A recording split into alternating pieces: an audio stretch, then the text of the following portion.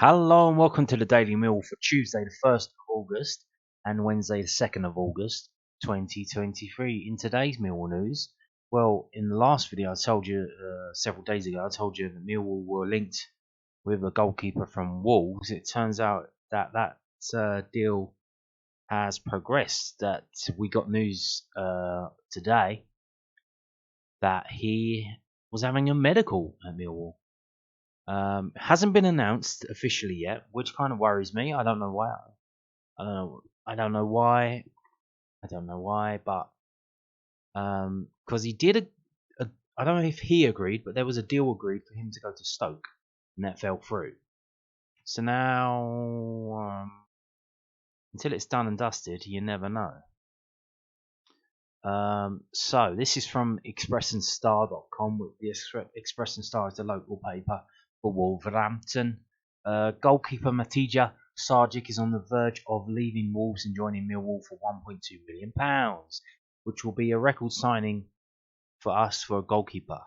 I was looking, when he got linked with us the other day, I was looking, and our most expensive goalkeeper before that was, we think, Gart Rowett. So I don't know if you remember, we agreed to sign him for £900,000, and then the deal fell through because I think they found something wrong with his knee. So the deal completely collapsed, and then we went back in with a deal as a loan with a right to buy, and we converted him to a permanent signing in the January transfer window. But they said undisclosed fee, and the reasoning behind that at the time, I think, was we kind of bargained them down a bit, because they said, well, he's got this knee injury, so I don't think Ipswich Town got the 900k, but certainly would have been a fair chunk of that. So that would mean Gart Rowett was our most expensive goalkeeper in our history. And if you think before that, many of our top goalkeepers that you can name, we got for free. Brian Horn came through the academy. Casey Keller turned up at the ground one day and said, you need a goalkeeper. Tony Warner, David Ford, basically all free transfers, I think. So yeah. Let me stop rambling and start reading, yeah? So here we go. So this is from the local paper up the Wolves End. This came out this morning. The 26-year-old Montenegro international is due to undergo a medical at the London club on Wednesday ahead of completing the move. Sarkic was widely expected to depart Molineux this summer following the arrival of Tom King to replace him as the club's third-choice keeper. He had agreed a deal to join Stoke last month, but the move broke down at the 11th hour with Millwall now stepping in. Why did it break down? His wage demands? I don't know about that deal. Did Stoke get a medical done? Because then I'm really going to be worried. Sarkic, who joined Wolves on a free transfer from Villa 3 summers ago, will leave having made 3 first-team appearances. In addition to Stoke, his time at Molineux included loan stints at Shrewsbury and the Blues, which is Birmingham City. Now, the local paper up in Wolverhampton is very active and very busy. You can see here 94 comments. Shall we read some of them? Is it only one-way traffic at our club? Out. Okay. The general consensus is the Wolves fans are not happy. I think obviously they signed Tom King, former Millwall goalkeeper from Northampton Town. He got released from Northampton Town, and that was a bit of a weird one. So they're a Premier League team. I mentioned it at the time. They're a Premier League team, and they're signing goalkeeper from League 2. They're letting this guy go. So obviously they're cashing in on this guy. They got him for free. They're selling him for 1.2 million. And then they're picking up a League 2 goalkeeper to act as their third choice, which, fair enough. How often do you need a third choice? Third choice just sits on the bench when one of the other two's injured. So what are the chances of him having needed to even play? So I understand why they're trying to cut some corners, especially when you've got financial fair play and you need to free up as much budget as you can. But yeah, this was the local paper. They put it out this morning. Crickets, we haven't heard anything. Hopefully it gets announced tomorrow. I imagine it would be tomorrow. We know Millwall like breaking big banging news on Fridays, but obviously Friday is the day before the game. So I think that that probably takes precedence, the preview stuff for that game. So I'm assuming they're going to announce it on Thursday if it does get done. But then, will he go straight in? Will he play? I don't think it would be smart for him to play against Middlesbrough. I think he needs to work up a rapport with the defensive guys, Cooper and Hutch and Danny and Joe Bryan. And that's going to take probably 2 or 3 weeks of training. Obviously, I can see after a week of training, they might throw him in. They might give him the League Cup game against Reading if they haven't already promised that to Bart. Maybe Bart's going to leave now. I don't know, but yeah, this was announced this morning. The medicals be taking place. We're still waiting to see if this deal gets done. And if it does, I think we're all going to be happy because we all wanted a new goalkeeper, didn't we? If you see the video I made the other day, I think it's titled "Will Millwall drop £1 million plus on a new goalkeeper?" I compared the stats between Sarkic and George Long, and George Long looks like an average Championship goalkeeper and a very good League One goalkeeper, judging by the stats. Whereas Sarkic already has quite a few clean sheets in this division, nearly as many as George Long in this division. And George Long's played about 3 times as many games. So, and that's purely looking at the stats. I haven't seen any video of the guy, but we'll see. He's an international as well for Montenegro. He played, I think he went under 17s, under 19s, didn't play for any other team, and then jumped straight into the full national team for Montenegro. So yeah, there you go. Hopefully this one gets done, because it would be an absolute banger if it does. Now, is someone leaving? How are we getting the money to pay for this? Is Ian Flemming staying or going? Well, this is from bbc.co.uk, and they're reporting about an interview that was on BBC Radio. Gary Rowett, confident Dutchman, will stay at Millwall. Millwall boss Gary Rowett is confident he can keep midfielder Ian Flemming at the Den, despite interest from top flight clubs. The Lions have reportedly turned down several bids from Championship winner Burnley, the 28-year-old Dutchman. As we stand, there's going to be interest from Premier League clubs because he's a top quality player, Rowett told BBC Sport. I believe he'll be our player come the first game of the season. Flemming scored 15 goals in 43 Championship outings for Millwall last season after joining for Fortuna Sittard last June. That form helped the South East London club challenge for a place in the playoffs, although they ultimately finished 8th in the table after a 4-3 home defeat by Blackburn Rovers on the final day of the campaign. You can't have a player who has his first season in the Championship and scores 15 goals, and then be surprised or disappointed that there's interest from elsewhere, Rowett said. We have to accept that. He'll have an opportunity to go and add to that, and I think after that, another strong season, he'll certainly have other Premier League interests along the way. Well, exactly. If he does the same thing again, or even better, like he could have, instead of Burnley, he could have top clubs like West Ham trying to sign him. Only joking. Maybe Spurs. This summer, Millwall have bolstered their attack with the signing of Scotland striker Kevin Nisbet from Hibernian. They've also brought in former Fulham left-back Joe Bryan, ex-Rotherham defender Wes Harding, and Belgian midfielder Casper De Norre. The Lions have recorded 3 top 9 finishes in the past 4 seasons, and Rowett says hard work, dedication and a bit of sacrifice will be necessary to bridge the gap to the playoffs. We spent 4 seasons on the brink, and the last 2 seasons have gone down to the last game, 49-year-old added. For us, that's an achievement in itself that we've been so consistent for such a long time in probably one of the toughest divisions in world football. It's important we understand the competition, try and sign players that can improve us, improve the way we work. Mill had looked like they would finish in the playoffs last season. You've just said that. Why are you saying it again? Why do they keep bringing this up? However, Rowett is confident that particularly last day disappointment in front of the home supporters will not affect team this season. I don't think you can worry too much about it, he said. You have to work your way forward and use it as motivation and opportunity to get better and build. Mill will begin the new championship campaign away to Middlesbrough on Saturday. Indeed, we do. And not long to go now, not long to go. So, reminder. So the season starts on Saturday, the 5th of August. The window does not close until the 1st of September. And I looked around the world.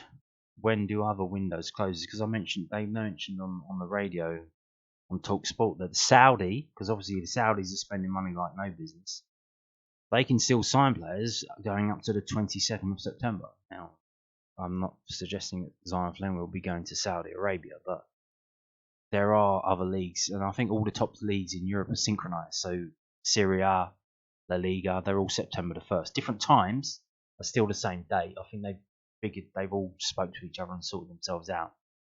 I don't know about the Turkish league. That could be an option for Zion Flemming. Galatasaray spending money. Besiktas, I don't know who's out there now. So yeah. We wait and see. We've got to wait until the window shuts, and then it's done. He's staying, but then it's like 3 months, and then it's going to start up in January again. And then you've got to wait until that window closes. So, what a nightmare. Now, moving on to this from southwarknews.co.uk. We've got a few stories of quotes from Gary Rowett, and we're going to start off with this one. You can't predict anything. Millwall boss on how many teams will be fighting for promotion. The Championship is notorious for never staying on script and producing unlikely stories. Gary Rowett does not believe it is possible to predict how many teams will be battling for promotion in the random Championship with so many surprises. Battle commences in English football's second tier again over the following days with all 24 teams in action, including Millwall away to Middlesbrough. The majority of the clubs have one eye on the playoff spot, at least in a division known for its unpredictability, and Rowett believes the top spots are up for grabs.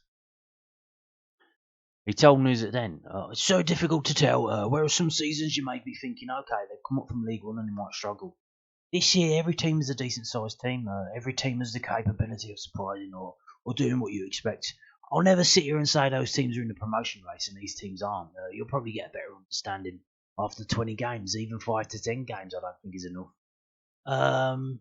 Look at Coventry last season, they were down at the bottom after 8 or 9 games for different reasons, and they ended up in the playoffs. I don't think you can discount anyone before a ball is kicked. You have to respect every team. It's about consistency, it's about our mentality. It's about us doing things better than we have done last season and looking for those little marginal games along the way. It's a random league, it's a league where there's so many surprises, it's a league where you can't predict anything. All you can do is try and control what you control and take care of your own business and preparation. Indeed.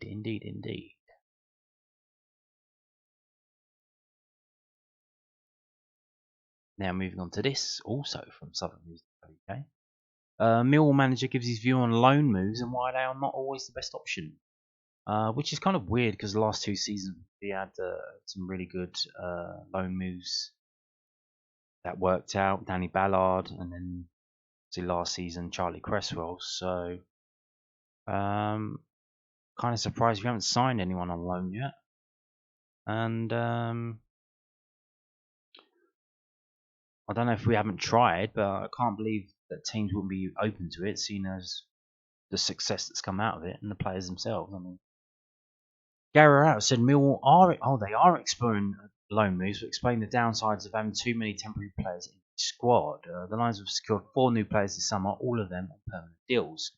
Kevin Nisbet, Joe Bryan, Wes Harding, and Casper Denor have all signed for the club, but no loan deals have yet been finalised. This is in contrast to last season when Millwall acquired Charlie Cresswell, Jamie Shackleton, Callum Stiles and Oliver Burke on loan deals across both windows. Asked whether Millwall are interested in loans again, Lions boss Rowett told News again, I think we're always actively exploring every market. Sometimes a loan can fit a position if you can't find a permanent player. Sometimes maybe with a loan you get a better player because there's a deal to be done.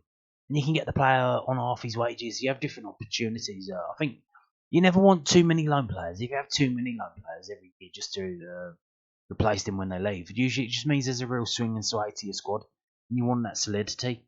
So it's not something we've consciously chosen to do, but it's something we're always aware of. If there's a permanent option out there, and that's the route we routinely go down. So yeah, it sounds like they are trying to sign some loan deals. I haven't heard anything about any possibilities. Maybe that goalkeeper that Mark Travers, we were trying to sign on loan. I think that's the only one I can remember us being linked with. And that didn't come off, so we'll see. Now, Gary Rowett talking about what I mentioned the other day is, I don't know if you know this, games will be ending probably at 5:30. I'm not even joking. They are going to be adding real time on to football games so that they can get as much of the 90 minutes as actual football time played as possible. That is this year's gesture. Every year they say the referees and bodies and stuff come up with a thing to push as a new thing every year. And this year it's added on time, making it as accurate as possible rather than just, I think last time, when it started, it's like maximum 5 minutes. And then it's just been creeping up to like 6, 7. And now it's going to be literally, they can do double figures. So if you think if they had 10 minutes on the end of the first half and then 10 minutes on the end of the second half, that's an extra 20 minutes. The game's going to be finishing at 5:20. Are you ready for that? So Millwall boss gives his verdict on EFL changes to cut time wasting and enhance the amount of time the ball is in play. Millwall manager Gart Rowett. This is from londonnewsonline.co.uk, by the way, the South London Press's online website. Millwall manager Gart Rowett has given his verdict on the EFL's attempts to cut down on time wasting in the 23-24 season. The governing bodies say they are looking to enhance the amount of time the ball is in play. A multi-ball system will be in use, and the organisation and match officials will be taking a more robust approach to dealing with clear, deliberate actions that are impactful in delaying the restart of play, with players cautioned they are guilty of delaying the restart of play or failing to respect the required distance at free kicks, which itself is going to delay the game even further by you stopping the game. How about the referees when they stop the game? Because the ball, when it's taken for an offside free kick or some other free kick, it's miles in your own half, and it's literally like 1 yard away from where it's supposed to be, and they blow their whistle, and then they tell you to put it back. Literally, roll the ball back 1 rotation. Wow! Thank you so much, referee. They gained an extra fucking 1 yard advantage when they were 60 yards away from the opposition goal. Well done, mate. You're doing your job. Are they going to stop that shit? That delays the game as well, no? But when they're given these yellow cards, that's going to delay the game even further, no? They added. Oh my god, they added. Supporters across the game will be familiar with the changes in relation to the calculation of additional time with both the Men's World Cup in 2022 and Women's World Cup this summer, adopting a variation of this approach. Well, no one's watching the Women's World Cup, so we don't know what's going on there. After the restart of play, a period of time, not less than 30 seconds, will be afforded for the player to be treated, and they will not return to the pitch before this period has elapsed. As always, the player's return to the pitch requires the referee's permission and may be delayed beyond 30 seconds if the phase of play is in the vicinity of the player looking to re-enter the pitch. In circumstances where a player declines a physio, if a teammate clearly delays or refuses to restart the game, that teammate will be issued a yellow card. So if your guy's got injured, he's down on the floor, and then he's told the ref he doesn't want the physio, but you didn't hear that, and it goes out for a throw-in, and then you don't take the throw-in because you're pointing to your guy saying, oh, he's injured, and then the referee's going to book you for not taking the throw-in quickly enough. This will promote player safety, which is of paramount importance to the match officials, and acts as a deterrent to players who request attention as a tactic to waste time or break the momentum of the game. There are certain... I've read most... This is the quote from the EFL. I read this the other day. It was in the video that I made. There are certain exceptions, including if a goalkeeper is injured, players from the same team have collided, need attention, and the penalty has been awarded, and the injured player will be the taker, or a player is injured as a result of a physical offence for which the opponent is cautioned or sent off. Rowett, the second longest serving manager in the Championship, told the South London Press, "Oh, it'd be fantastic to have one summer where nothing changes and people get used to what it is. I was sat in a manager's meeting talking about the new offside rule, and I didn't even know there was a change, because it's changed every bloody year. It makes it more complicated. In theory, the time wasting is a good thing, but in practice, people just find a different way to manipulate it. They're saying if a player goes down, they have to go off for 30 seconds. I'm thinking people will get the goalkeeper to go down because he doesn't need to go off. I don't think you're ever going to stop that. I think everyone wants to see a little more time played, but whatever you do, it's going to have to be managed. That was my message in those meetings. If we say what we're going to do, then we just need to do it. I think everyone would be behind that. There's nothing more frustrating from a manager's perspective than we say we're going to do something, and it's done for the first 2 matches, and after 6 matches, we're not doing it anymore. Things like touchline behaviour and player behaviour towards officials. We all want to see that cleaned up a little bit and be a bit more respectful, but without taking the passion out of the game, which is why we all love it. There's a fine balance, but we want it to be better if we can. The EFL said that a high threshold for penalising contact will remain. Officials not awarding a foul for all contact, yet penalising when contact has a detrimental impact on an opponent. Rowett responded to that. We had an issue last year. We played Sheffield United and Coops went up for a header from a goal kick, and the lad blatantly fouled him. They've ended up through on goal and scored. Our argument was that there was minimal contact, but it's contact with consequence, and I'm a bit old-fashioned. A foul is a foul. Contact has always been part of the game, and it's always come down to not how much contact but is it a foul or is it not a foul? We were arguing last year about what type of contact is a foul. It's different from referee to referee, which is understandable, but if we're not careful, then sometimes we make it more complicated.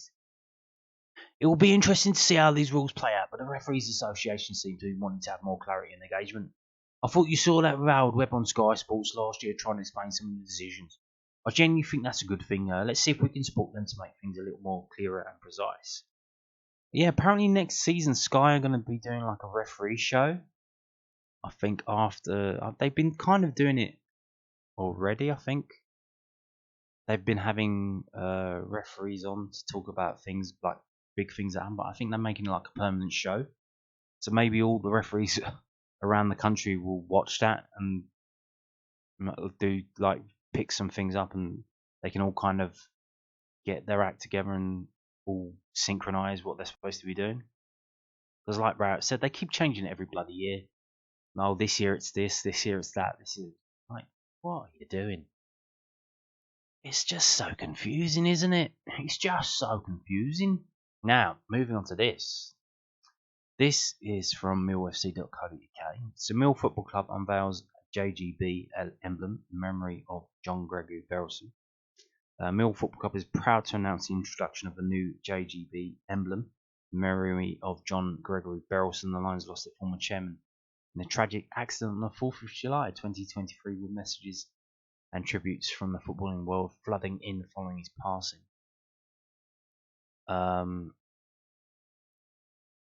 As a permanent memorial to John, Mill Supporters Club have launched a commemorative JGB pin badge with a £5 minimum cost, with all profits going to the John Berylson Legacy Fund. The John Berylson Legacy Fund will be used to fund all future tributes and memorials regarding John, in which the JGB emblem will feature throughout.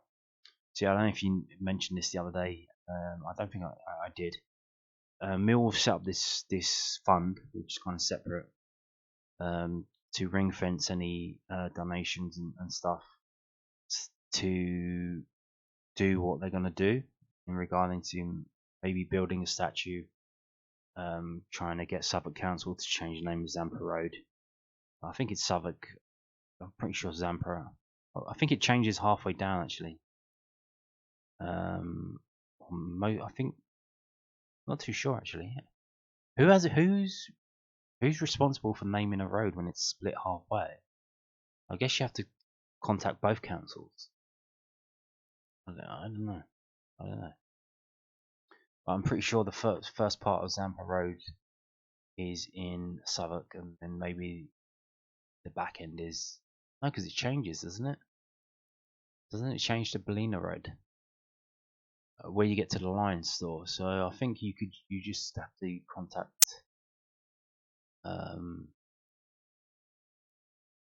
you just have to contact Suffolk Council and get them to change Zampa Road. But yeah, so obviously money for that. Obviously because there are other people on Zampa Road, you'll have to probably pay for like there's businesses on the road, but I think they're going anyway when if this redevelopment happens, the new Bermondsey one. I think all that section is in like stage 4. I'm not sure if they've even started stage 1 yet, but we'll see. So yeah, so the first thing they're doing to raise money is bringing out this pin badge. Millwall Skybet Championship fixture against Bristol City on Saturday, 12th of August. So our first home league game in 2 Saturdays. Saturday week will be the club's dedicated match to pay tribute to John. So this will be the official one. It's probably too late. I don't know if they are, but it would be nice if they could do a program, even though like a natural program, and they could put like loads of stuff about John in there. That would be nice. You could buy that. If they made it more expensive, I'm sure people would pay it. But we'll see. Even if they did it on pre-order, that would be nice. I remember they did for certain games for the first, I believe for the first game, for one of the games or the first game at the new Den, they did a big like A4 size program. For the last game at the old Den, they did a big A4 size program. So we'll see if they can do that. Maybe it's probably too late now. Well, they've got 10 days. I'm sure they could do it if they wanted to, and I'm guaranteed that will make a lot of money to put to this fund. And you would certainly sell out if you have any left over. Put them online; they'll sell out. Right, they will. But yeah, so that game against Bristol City, there's literally like less than 100 tickets left for that. So if you want to get to that, even though it's literally in 10 days' time, tickets are nearly sold out. So you better get a move on. The badge. This is from millwallsupportersclub.co.uk store. You go to the site and go to store, and this is you'll get this come up. John Berylson Memorial Badge, and you can see it there. That's the design. £5 minimum order. It's still pre-orders at the moment. They've got an initial run of 1,500. Obviously, this is all online. I'm guessing that they don't have them yet because this isn't a picture; it's a design. So I imagine they won't have them for sale at the Blue Bus yet, or whether the I don't know if they still use the Blue Buses that use the bar. I don't know. But the Millwall Sports Club used to work out that the Blue Bus on match days. So we'll see what happens there. Maybe they will have them for you to buy in person. If not, you can come to this website. And they're asking for £5, but you can pay more if you want. But and obviously the money or the profit, obviously they have to pay for these, and then the extra is going to go into that fund. So there you go. Now moving on to this happening on Thursday the 3rd of August. That's probably today by the time you're watching this, tonight. Millwall Football Club will host its annual fans forum at the Den on Thursday the 3rd of August. Maybe they're going to bring a new guy out and say, hey, here's the new goalkeeper, don't worry fans. Taking place between 6 and 8 p.m, Lions boss Gart Rowett will be on hand to answer questions from the floor in the first hour. Before Chief Executive Steve Kavanagh will take the hot seat after the break. Catherine Gale, chairperson of the Millwall Supporters Club, will also be in attendance. All Millwall fans will be able to attend. So, what will people be moaning about this year? Obviously, we've got the new beer deal with Shepherd Neame. Are you happy about that? More on that in a minute. We've got obviously improvements happening outside the ground on match days, bars outside, which is good because the nearest bars was 5 Bells and New Cross. You've got a lot of people drink at London Bridge because it's just easier. Because if you come in from Kent on the train, get off at London Bridge, go to a pub, go back to London Bridge, and then go to South Bermondsey. So a lot of fans do that, and then a lot of the other fans just drink in the Blue, and then it's a 15-20 minute walk down to the Den. So to have, it's a bit of a desert after the few pubs that were close to Millwall got closed down, and now it took the club ages to realise that, and they finally got their act together and put outside bars outside the ground on match days, which is I think very well appreciated by the fans. Now, moving on to this. Abdul Malik signs a new Millwall contract. Yes, here we go. Millwall Football Club is delighted to announce that Abdul Malik has signed a new contract at the Den. The 20-year-old has put pen to paper on a deal which will see the forward remain in SC16 for the foreseeable future. Abdul Malik has been a key part of Kevin Nugent's under-21's outfit, finishing as leading scorer as the Lions won both the Professional Development League Southern Division and National Final trophies in 22-23. The striker will continue to perform for Nugent's side and hope to edge his way into the first team setup for the new campaign. Indeed. Pretty much what I said about, was it Nana Boateng? 20-year-old. He's 20 years now. 20-year-old.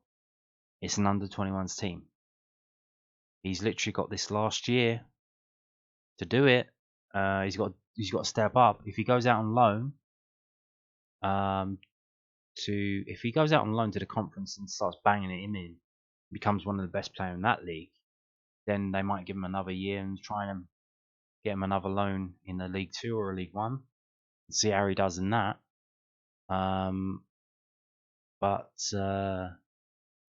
Yeah, you've got to get moving, son.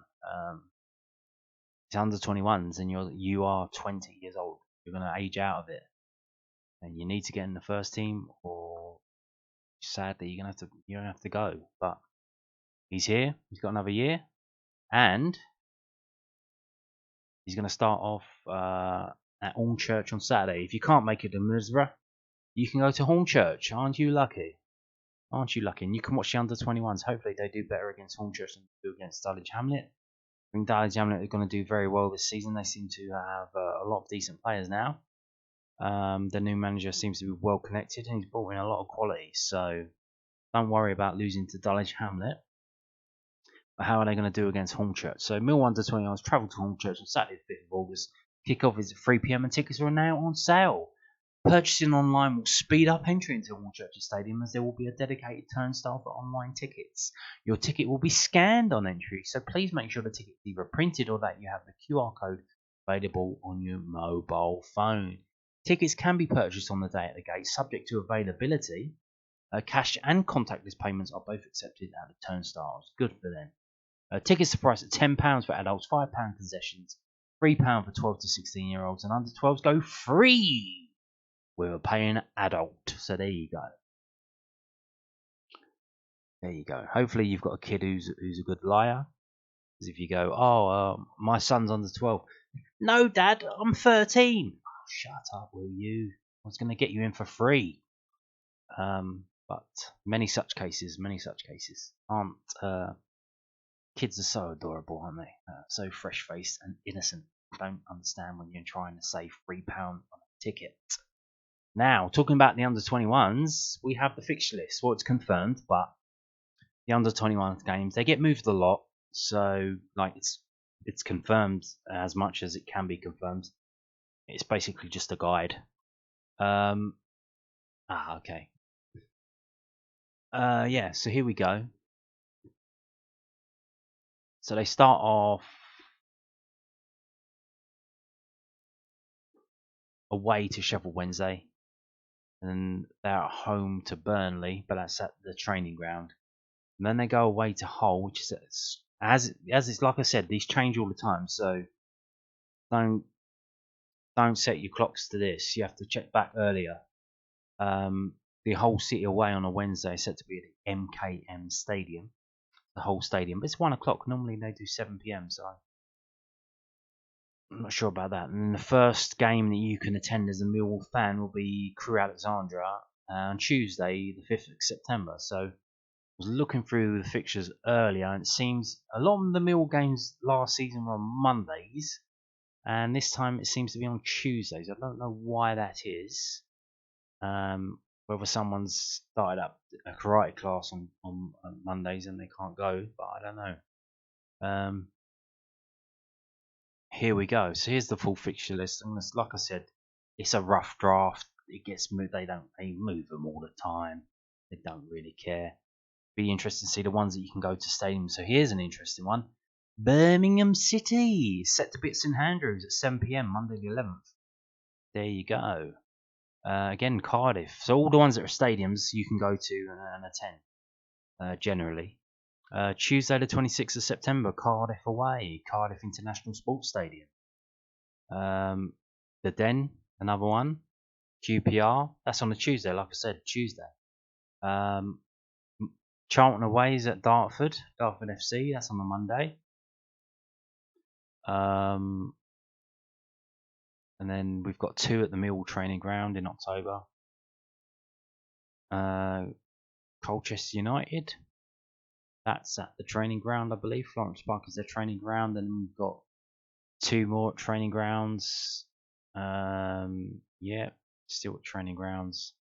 And then obviously they have the Christmas break. We have a massive Christmas break.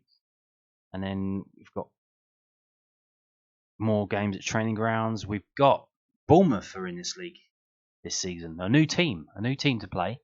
Canford Park Arena. I don't know where that is. I assume that that's a stadium, maybe a non-league stadium in the Bournemouth area, Canford Park.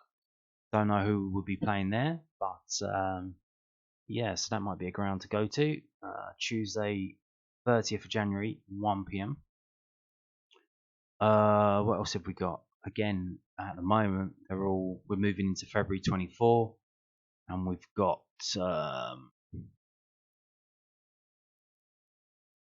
they're all at the training ground. Now, Monday the 4th of March, the Power Day Stadium.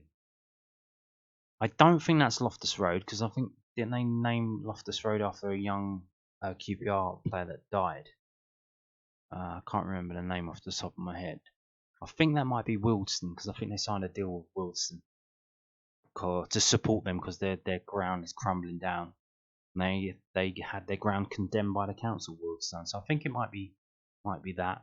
We've got another. So the next game at the Den is all the way in March. So when was the game before then? Literally, what was it, in August, September? We've got, so the 3rd of October. You've got a game at the Den in the 3rd of October. Then you have to wait all the way until March. So hopefully, if the team's flying, they might actually move some of them to the Den, but I'm not sure about that. And then Sheffield United away, SMH Group Stadium. No idea where that is. Is that Bramall Lane? Or is that a local non-league ground? Not too sure. Obviously, like I said, Fleetwood Town. We've got another new team. Fleetwood Town. I didn't see them. Fleetwood Town and Peterborough. I don't think Peterborough were in the league last season. So we've got Fleetwood Town on Highbury Stadium. Nice little ground to go to there. If one to tick off, does it count if you go to an under-21 game as ticking it off your list? What are the chances of us playing Fleetwood Town? Because the League Cup is segregated for the earlier rounds, and the FA Cup highly unlikely to get them because there's a lot of other non-league teams in it. So I think the only way to get to see a Millwall versus Fleetwood Town game is an under-21. And does that count? Maybe it counts even more. I don't know. Then we've got another game at the Den, St George's Day, 23rd of April. And then we've got the game, I believe that is Peterborough United's ground, whatever it's called. It's called Western Home Stadium. That's the sponsors now. I don't know what it's actually called. Does it have a name? It must do. And then we finish up with a game that's penciled in for the Den on Friday the 3rd of May at 2 p.m. So there you go. Like I said, this is a rough draft, but you can see there's not many games at the Den it's penciled in. Was it 3 or 4? 5? But plenty of away things to go to. I might have to look and see where Canford Park Arena is. Like I said, I think it's going to be hard for them to carry on. Like, they've had their better players loaned out or upgraded to the Mills first team. You've got a SA and a Maku and Alex Mitchell in the first team squad. Got Nana Boateng, Joe Wright, and who was the other one? Loaned out.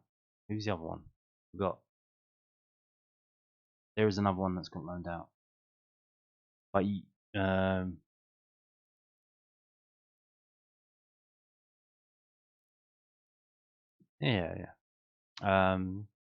So yeah, it's going to be hard for them to repeat that. But we'll see. We'll see. Good luck to them. The under-18s the season before they finished second in their league as well, so they were doing quite well. So you think that those under-18s, when they step up to the under-21s, that they're going to try and continue that quality, because it's quality going through the whole youth system at Millwall.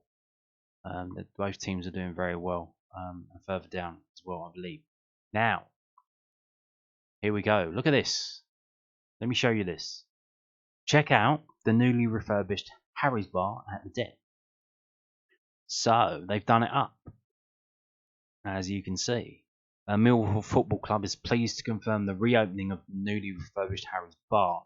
Yeah, I don't think it was open. It wasn't open for the Charlton game, was it? Situated at the Den between the Coldblow Lane and Barry Kitchener stands, the bar's undergone a huge transformation over the closed season and will be open for the first time to supporters attending Thursday night's fans forum. So there you go. If it wasn't incentive enough that you could go to the fans forum and ask Gary Rowett why he plays 5 at the back and then get a bog standard manager's diplomatic answer, you can actually go to the new Harry's Bar and be the first one there to have a drink. I assume they're selling drinks there. Maybe they won't. With a fresh layout, new furniture, and multiple televisions situated across the room, the bar is available to hire out for functions. Just get in contact with the Lions commercial team for more information. When though? It would be good if you could rent it out after a game, wouldn't it? You get all your mates to the game, and then you can have a knees up in the bar afterwards. Do they do that? Do they open the bar? They used to open the bar after the games, no? Pretty sure they used to do that. But I guess they could just say no and then just tell everyone to piss off and have a private party in there. Why not? Take a look at some of the images in the video below from the new Harry's Bar, and there you go. There's the new. You got the Spitfire and the Whitstable Bay from Shepherd Neame. Glass bottles. Well, I'm not too sure about that. Something about that. But look at that! Look at that! Dark and moody, as is the style in bars these days. Plush, that velvet covered chairs, artistic painting of a lion in multiple colours. What more? An old black and white photo zoomed in and cropped of Harry Cripps himself. What more could you want? Tables that are on wheels. Look at that! Look at that! It looks like a fucking trolley at NHS hospital with a bit of wood glued on top. What more could you want? What more could you want? Look at that. Fantastic stuff there. So there you go. Look at that. My God. Brilliant. Oh, look. The TVs at the top there. They're all in a row. So literally, everywhere you look, you don't have to crook your neck. It's literally, what is that, like a foot from one TV to the other? Barely any distance at all. Lovely stuff. And the floor as well. Look at that. Big checks, black and white checks. They don't really match up. Okay. Like there's a split halfway through the room. That's fine. That's fine. It's small details. Doesn't matter. It's fine. Yeah, there you go. How brilliant is that? Now, here we go. We got to start talking about next season, the season coming, or this season, the one that's happening now, right? 2 days away. So here we go. SouthwarkNews.co.uk. 5 takeaways from pre-season's Millwall prepare for Middlesbrough. New signings, old tactics, and young players all caught the eye. Pre-season is almost over, and Millwall are now just days away from beginning a journey of 46 grueling Championship matches over the next 10 months. But the 4 friendly matches in the last 2 weeks have provided plenty of clues into how the campaign may play out and whether the Lions are ready for yet another year in the second tier. In no particular order, here are 5 major talking points from Mill's pre-season.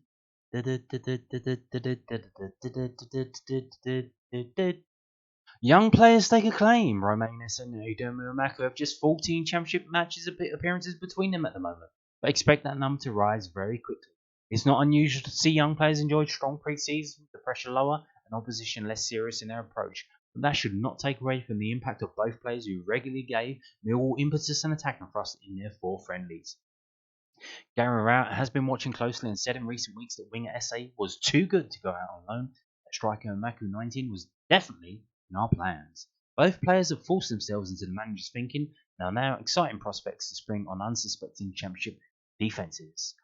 I know SA, he's literally got, 20 or so substitute appearances. He hasn't started a game yet. I'm not sure about Maku. I think he's the same. I'm fully expecting them to start against Reading, and we'll see how they do when they start, and it's expected for them to turn it on from the start. It's a different kettle of fish when you start a game than when you're coming on against tired players, mentally tired, physically tired. So we'll see how they do. Hopefully they do start. I think it would be a good chance to do that. I'm sure Gart Rowett understands that as well, and does definitely make the changes where if he doesn't even start them against Middlesbrough, I don't expect him to. The only thing I imagine that Duncan Watmore would start against Middlesbrough. I think he wants to start Middlesbrough. This is quite a known thing that former players want to play against their former clubs. And I think that's the reason why he's kind of rested through pre-season, Duncan Watmore. Because he was targeting that Middlesbrough game and he wants to be in tip-top shape, go in and do something against Middlesbrough. Not because he hates them, it's like, okay, I'm back, bitch, here we go. You know what I mean? It is what it is. This is how it goes. The back 3 is back. Oh dear. Rowett played with a back 3 in all 4 official friendlies, usually going with a 3-4-1-2 shape. This was an interesting departure from last season when the back 3 tactic was abandoned 12 games into the campaign and the back 4 became the favoured formation over the following months. The reason for this switch back are logical. 3-4-1-2 allows Rowett to play both Tom Bradshaw and Kevin Nisbet up front, and new signing Joe Bryan is well suited to the left wing back role. But the formation is not to everyone's taste, and it will be interesting to see how tactically flexible Rowett is. Millwall are slow out the blocks this season. Yeah, will he stick with it for 12 games before it looks like he's about to get fired and the fans are going to turn on him? Or will he figure it out quicker than that? Hopefully he does. Kind of weird that you're building your formation around the left wing back. Because I think we changed the formation last to build it around Zion Flemming, because he was showing that this is a player that needs to be the team should be built around him. But goals come naturally to Nisbet. Nisbet is no ordinary championship striker, and he gave fans a taste of his abilities in pre-season after signing from Hibernian. 5 goals in 4 games, including the hat-trick against Sutton United, suggests he will find his feet quickly once the season gets underway. The forward hit 12 goals in 19 league games for Hibs last season after an anterior cruciate ligament saw him miss 11 months of football. He's capable of scoring all types of goals and will fancy himself to rack up decent numbers once the season gets underway. And hopefully that's on Saturday, because Middlesbrough, it might remind him of Scotland, because it's quite depressing and dour, isn't it? It's not that far away, so maybe he'll feel like he's at home and score some goals. So the new signings settle quickly. It's not just Nisbet who was wasting no time in the making an impression. Brian, Casper Denor and Wes Harding are the other new players fans have had their first glimpse at this pre-season. Brian was available on a free after leaving Fulham and looks set to be the regular starter in the left back or left wing back spot. He's looked comfortable and capable so far in his 4 starts, but still has space to grow. Wes Harding was also picked up for nothing following his departure from Rotherham. Fans have only seen him off the bench in his 2 appearances so far. He might have to wait slightly longer for a run in the team, but he's versatile and can play at centre back or right back. It is harder to predict the future of Casper Denor, who will be looking to dislodge one of Billy Mitchell or Jules Southall from last season's preferred central midfield pairing. But so far, the Belgian midfielder has looked energetic and tidy in possession, qualities which left Mitchell describing the 26-year-old as a Millwall-type player. But more still to come. A quick straw poll of Millwall fans on Twitter suggests plenty still believe more numbers are needed. The club will still be actively pursuing targets, but only have 4 weeks left to do deals. No loan signings have been secured so far, but that could be a potential option for the club to explore after the success of their temporary deals last season. Goalkeeper and defence are the main areas that fans express concern about on social media, and these feelings won't have been eased by the easy nature of goals conceded against Charlton and Fortuna Sittard. Rowett said after the game against the Dutch opponents that the Lions are still plugging away for new players, and they will be welcomed by much of the fan base to give the club a boost heading into the new season. Indeed, and hopefully that's Matija Sarkic. He's hopefully the next one through the door. And then maybe we'll get another centre back. Like, if it would be good if we could get a young one on loan again. Maybe they're thinking that that's Alex Mitchell, who don't really need that. We might need it in January, so maybe we'll keep our powder dry on that one. We'll see. We'll see how it works out. So, that's basically it for today's video. I'm going to finish on this one. This is the preview of the new season for 442. This is a little taste of what's coming up, because after I've finished making this video, I'm going to start working on a video that's going to be put out tomorrow, which is my preview of the season 2 coming up. I'm going to talk about the championship teams, the players they've signed, whether they're better or worse than last season, what we can expect, and predictions on what Millwall are going to do. I mean, what realistically are we going to do? So there you go. So this is from 442.com. It's by Ryan Dabbs, but Merv Payne has had a hand in it as well. So Millwall season preview 23-24. How the Lions can finally break into the Championship top 6. So here we go. The Millwall season preview 23-24 highlights a team dreaming of the Premier League, but ultimately one just falling short of the playoffs faces again. Having shipped only 178 goals in 171 games under Gary Rowett's leadership. Really, that's interesting. The Lions should be reliable at the back once more. Well, not too sure about that. Depends on the goalkeeper we play with, doesn't it? That's Championship playoff hopes rest on whether star signing Flemming, Zion, whatever, can deliver on that difficult second album, and if Millwall can keep him, to find out. Oh, and they need to recover from that dismal 4-3 defeat to Blackburn Rovers on the Championship final day of last season. Why did you keep mentioning that? So here we go. The fans view, Merv Payne.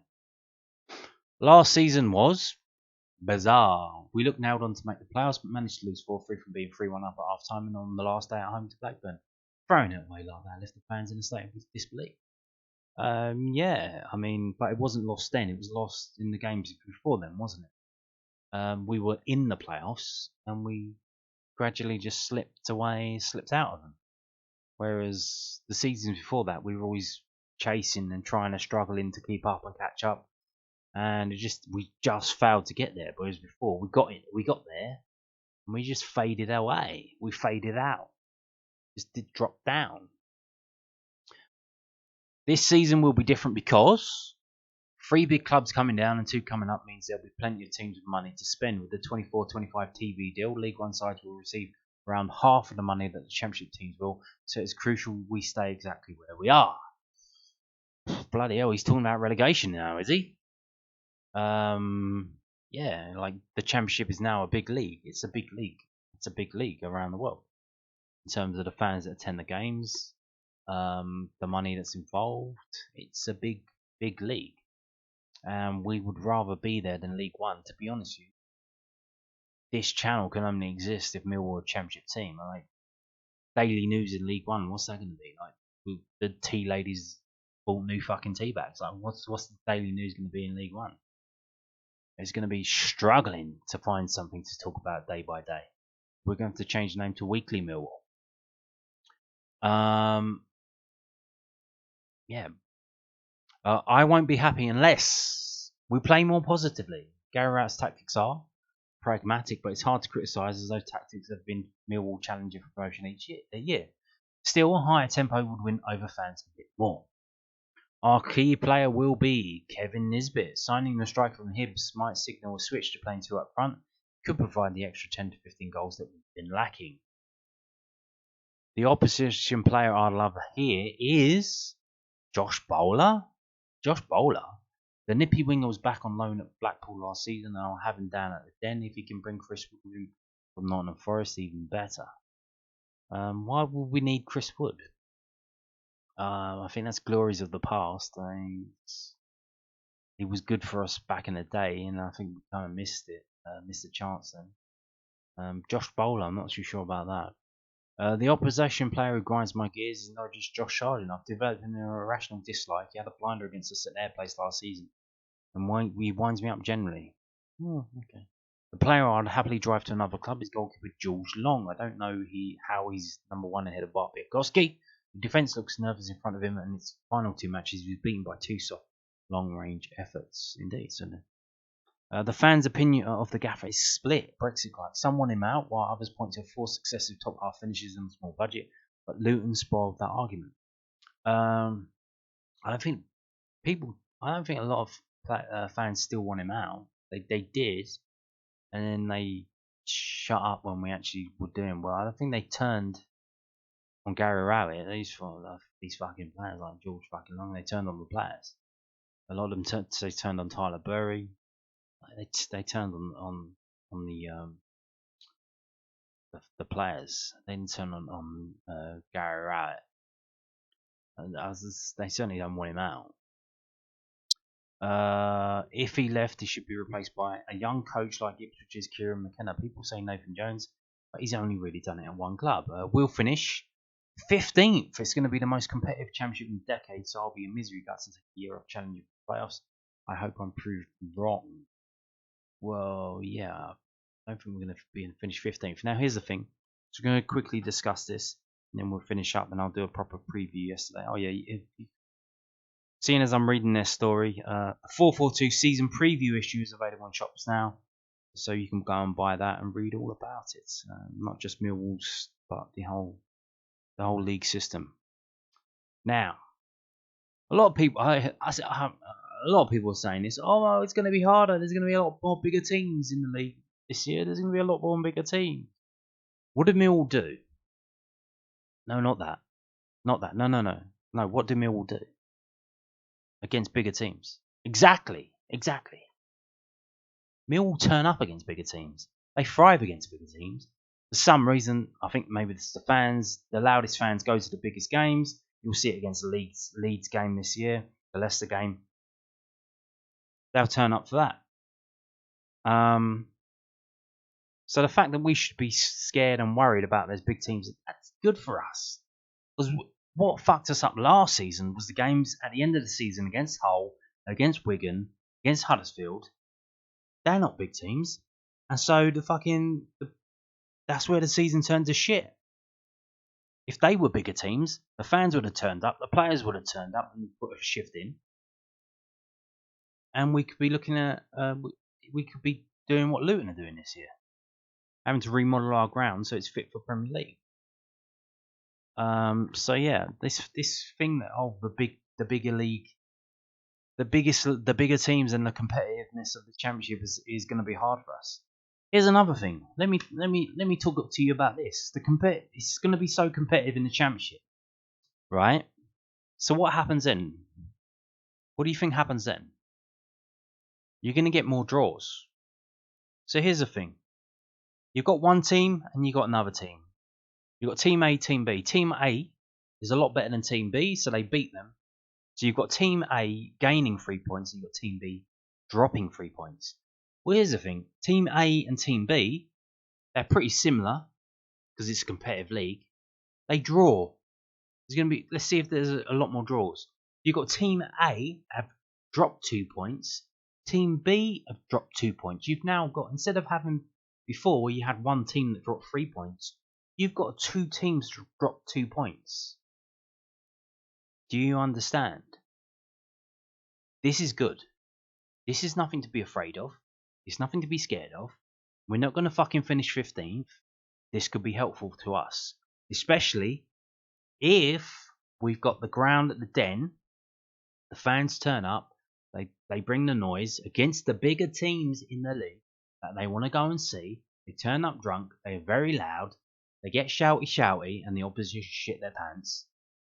We win, whereas other teams, they go around and they drop 2 points by drawing games here and there. Whereas our home form, if we're just winning all the time again, fantastic stuff. So here we go. It's nothing to be afraid of. These big teams in this league is nothing to be afraid of. The competitiveness of the champion is nothing to be afraid of. If anything, it's a helpful to us and not a hindrance. And on that note, thank you for watching and goodbye. Come back tomorrow for Championship season preview. Thank you.